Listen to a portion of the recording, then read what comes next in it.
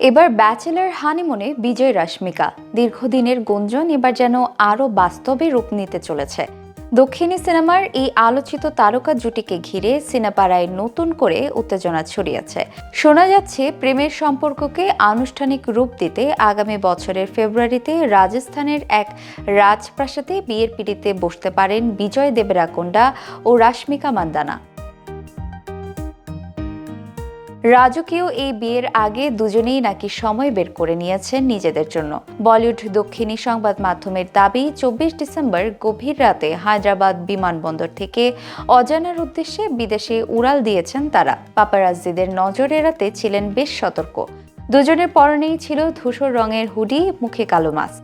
একবারে সাদা মাত্রা বেশে বিমানবন্দরে পৌঁছলেও শেষ রক্ষা হয়নি। ক্যামেরা এড়িয়ে তারা বিমানবন্দরের ভিতরে প্রবেশ করলেও সামাজিক যোগাযোগ মাধ্যমের কল্যাণে মুহূর্তেই সেই দৃশ্য ভাইরাল হয়ে যায়।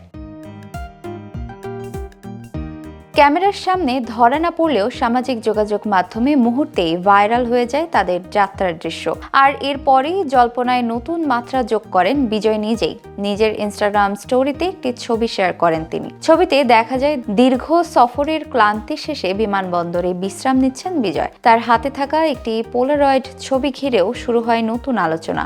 অনেকের ধারণা সেটি রাশমিকাই তুলেছেন। ছবির ক্যাপশনে বিজয় লেখেন, কয়েক মাসের হাড় ভাঙা খাটুনির পর এবার ছুটির সময়। এই একটি লাইনই ভক্তদের কাছে যথেষ্ট ছিল বুঝে নেওয়ার জন্য ছুটিটা একা নয়, বিশেষ কারো সঙ্গেই কাটছে।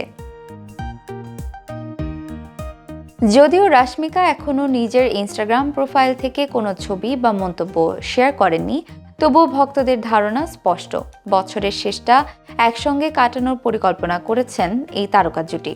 তাই নেট দুনিয়ায় এই সফরকে অনেকেই আখ্যা দিচ্ছেন বিয়ের আগের শেষ ব্যাচেলর হানিমুন হিসেবে।